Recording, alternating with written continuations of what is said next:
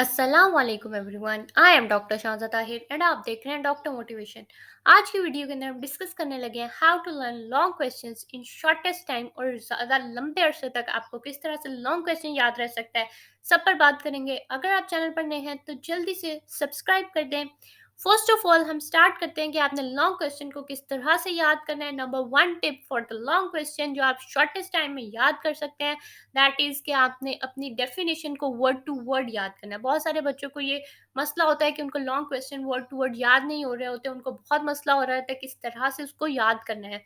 तो इस वीडियो के बाद मुझे नहीं लगता कि आपको इसमें कोई मसला रह जाएगा। फर्स्ट ऑफ ऑल आपने अपनी डेफिनेशन को वर्ड टू वर्ड याद करना है। डेफिनेशन जो होती है वो आपकी मेन होती है, आपने हाईलाइट करके लिखनी होती है, तो आपने इसको ज़रूर वर्ड टू वर्ड याद करके जाना है। अब ऐसा नहीं है कि बिल्कुल वर्ड टू वर्ड हो, अगर आपको थोड़ा बहुत भूल जाए तो आप थोड़ा बहुत आगे पीछे कर सकते हैं, लेकिन आपने मैक्सिमम ट्राई यही करनी है कि आप अपनी डेफिनेशन को एटलीस्ट वर्ड टू वर्ड लिख कर आए। नेक्स्ट जो इंपॉर्टेंट गाइड है for the long question that is कि आपने लर्न करनी है अपनी हेडिंग्स को वर्ड टू वर्ड। आपकी हेडिंग्स जो है वो मिस नहीं होनी चाहिए, आपने बहुत ज़्यादा मैक्सिमम हेडिंग्स तैयार करनी है और वो आपने वर्ड टू वर्ड तैयार करनी है, आपकी हेडिंग्स मिस नहीं होनी चाहिए। फर्स्ट ऑफ ऑल आपने डेफिनेशन वर्ड टू वर्ड तैयार करनी है एंड नेक्स्ट पर आपने अपनी हेडिंग्स को वर्ड टू वर्ड तैयार करना है for the long question. Third important guide जो मेरे पास है फॉर द लॉन्ग क्वेश्चन, आपने अपनी एक्सप्लेनेशन जो हेडिंग्स की एक्सप्लेनेशन है उसको एक बार रीड आउट करना है और उसको मेमोराइज किस तरह से करना है, आपने उसके कीवर्ड्स को याद रख लेना है।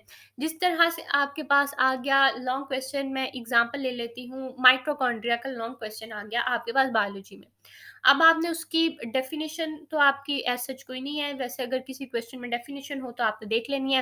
तो आपने उसकी जो हेडिंग्स बनाई हुई हैं आपने याद किया हुआ है कि डिस्कवरी है, देन उसका स्ट्रक्चर है, स्ट्रक्चर के अंदर आउटर मेम्ब्रेन है, फिर इनर मेम्ब्रेन है, फिर मैट्रिक्स है, फिर उसके बाद आपने आगे उसके फंक्शंस की हेडिंग याद की हुई है, फंक्शंस आपने तैयार किए हुए हैं, और फिर उसका ह्यूमन बॉडी के अंदर फंक्शन क्या है आपने वो तैयार किया हुआ है। तो आपने ये हेडिंग्स तो तैयार की हुई है उसकी, उसके बाद आपने उसके की वर्ड्स को मेंशन करना है, आपने उसके की वर्ड्स को या तो हाईलाइट कर लेना है या तो आपने साथ साथ याद करना है। एक बार आपने पढ़ लिया उसके बाद जो उसके की वर्ड्स हैं, जैसे हमारे पास मैट्रिक्स के अंदर क्या होता है, उसकी जो आउटर मेम्ब्रेन होती है वो स्मूथ होती है और रेगुलर होती है, जबकि हमारे पास जो इनर मेम्ब्रेन होती है वो इर्रेगुलर होती है, उसके अंदर हमारे पास क्रिस्टीज होती हैं। तो इस तरह की जो इंपॉर्टेंट पॉइंट्स हैं आपने याद कर लिया कि जो इनर मेम्ब्रेन है उसमें क्रिस्टीज हैं, जो आउटर मेम्ब्रेन है वो स्मूथ है, तो आपका काम हो जाएगा। These are the keywords. अब आपने अपने कीवर्ड्स के जरिए से अपनी हेडिंग्स को आप एक्सप्लेन कर सकते हैं। अब आप इसके ऊपर दो तीन लाइंस लिख सकते हैं अपनी हेडिंग के साथ, तो आपका क्वेश्चन बहुत अच्छा बन जाएगा। ठीक है। अब फोर्थ जो इंपॉर्टेंट गाइड है फॉर द लॉन्ग क्वेश्चन, किस तरह से आपने याद करना है, तो आपने अपने कीवर्ड्स को हाईलाइट कर लेना है या तो आपने अपने कीवर्ड्स को अलग करके अपने स्टिकी नोट्स पर लिख लेना है ताकि आप उनको बार बार रिवाइज कर सकें। आप अपने कीवर्ड्स को बार बार रिवाइज करेंगे तो आपका लॉन्ग क्वेश्चन तैयार हो जाएगा। अब आपको पूरी डिटेल या पूरी एक्सप्लेनेशन, पूरी हेडिंग्स पढ़ने की ज़रूरत नहीं है बार बार। आपने साल के स्टार्ट में ये एक बार कर लेना है और बाद में आपने अपने सेंडप्स में, अपने टेस्ट में, अपने बोर्ड के एग्जाम्स में आपने जस्ट कीवर्ड्स को पढ़ना है एंड आपने खुद एक्सप्लेन करना है, आपने उसको क्रिएटिव राइटिंग करनी है और आपने जस्ट अपनी डेफिनेशन को वर्ड टू वर्ड करना है एंड आपने अपनी हेडिंग्स को वर्ड टू वर्ड करना है।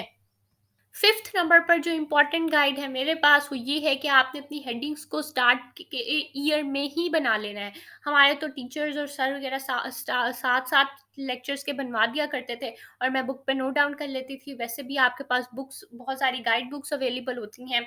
आपके पास ए प्लस सीरीज़ है, आपके पास स्कॉलर सीरीज़ है, आपके पास अजीम की बुक है, आपके पास इस तरह से डिफरेंट सीरीज़ है, आपके पास स्मार्ट सीरीज़ है। तो आप इस तरह की कोई भी बुक्स ले सकते हैं फॉर द हेडिंग्स। तो आप उनसे हेडिंग्स की हेल्प ले सकते हैं या आप कोई नोट्स ले सकते हैं। आप कहीं अकेडमी जाते हैं तो अकेडमी के टीचर से बना सकते हैं। आप खुद भी थोड़ा सा एफर्ट करके बना सकते हैं।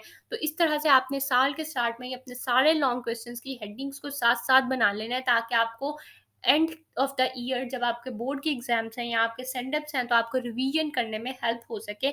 आप जल्दी से अपनी क्विकली रिवीजन करें और आपका लॉन्ग क्वेश्चन तैयार हो जाए। सिक्स्थ नंबर पर जो मेरे पास गाइड है फॉर द लॉन्ग क्वेश्चन, तो वो ये है कि आपने फोकस करना है अपनी पेपर प्रेजेंटेशन पे। मैं बार बार आपको बता चुकी हूँ कि paper presentation matters a lot. यही वो एक चीज़ है जो आपके पेपर को यूनिक बनाती है। यही वो एक चीज़ है जिससे चेकर आपसे इम्प्रेस होता है और वो आपको अच्छे मार्क्स देने पर मजबूर हो जाता है। तो आपने अपने चेकर को ईज करना है, आपने उसकी गुड बुक्स में आना है। आप स्टार्ट के कुछ क्वेश्चंस में ही उसकी गुड बुक्स में आ गए तो बस आपको पेपर में पूरे मार्क्स मिलने वाले हैं। तो आपने स्टार्ट से ही ट्राई करना है कि आप उसके इस तरह का इंप्रेशन डालें कि आप उसकी गुड बुक्स के अंदर आ जाएं। सेवन्थ नंबर पर जो लॉन्ग क्वेश्चंस के लिए मेरे पास गाइड है दैट इज कि आपने अपना कॉन्सेप्ट सबसे पहले क्लियर करना है।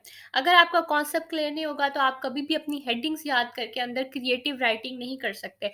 आपका कॉन्सेप्ट क्लियर होगा, आपको पता होगा कि माइटोकॉन्ड्रिया का स्ट्रक्चर क्या है, उसके आउटर में क्या है, इनर में क्या है, उसका फंक्शन क्या है, वो किस तरह से फंक्शन परफॉर्म करता है, किस तरह से एटीपी बनाता है, किस तरह से वो पावर हाउस है सेल का, तो वो सेल के अंदर क्या हेल्प करता है। आपको ये सारा कॉन्सेप्ट ऑलरेडी क्लियर होगा तो आप अपनी हेडिंग्स के जरिए से क्रिएटिव राइटिंग कर सकते हैं।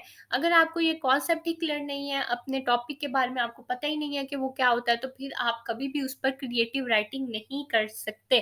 तो आपने अपने सबसे पहले कॉन्सेप्ट को क्लियर करना है ताकि आपको अपनी क्रिएटिव राइटिंग करने में लॉन्ग क्वेश्चन में हेल्प हो सके। एट्थ नंबर पर जो इम्पोर्टेंट गाइड है फॉर द लॉन्ग क्वेश्चन वो ये है कि आपने अपने रेफरेंसेस को वर्ड टू वर्ड याद करना है।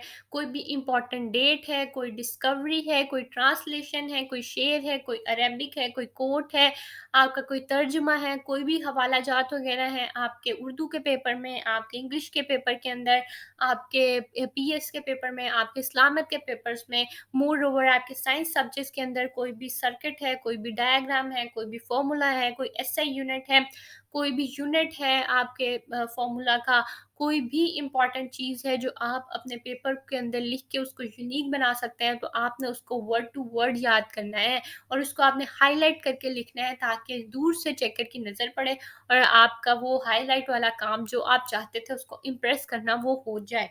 ठीक है, तो फॉर द लॉन्ग क्वेश्चन आपने ज़रूर ये टिप्स को ट्राई करना है।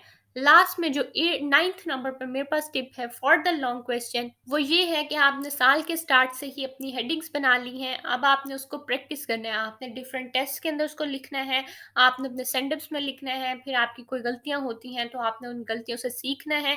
इंसान गलतियों से ही सीखता है। आज हम जहाँ बरी हैं हम अपनी गलतियों से सीख सीख के पहुंचे हैं। कोई भी आप फेमस पर्सनैलिटी उठाकर देख लें तो वो हमेशा से अपनी गलतियों से सीखते हैं। आपने कभी भी गलतियों से डिसहार्ट नहीं होना, आपने अपनी गलतियों से सीखना है एंड आपने उसको बेटर करना है। तो आपके लिए ये गलती आपकी सक्सेस का बायस बननी चाहिए, ना कि ये गलती आपके लिए पूरी ज़िंदगी का रिग्रेट बन जाए। That is all from my side. मैंने ट्राई किया है कि मैं आपकी हेल्प कर सकूँ कि किस तरह से आपने लॉन्ग क्वेश्चन को छोटे से अरसे में याद करना है। थोड़े से टाइम के अंदर आप किस तरह से लॉन्ग क्वेश्चन को याद कर सकते हैं एंड इस तरह से आपको लॉन्ग क्वेश्चन भूलेगा भी नहीं। मैं गारंटी करती हूँ आपको। That is all from my side. Thank you so much.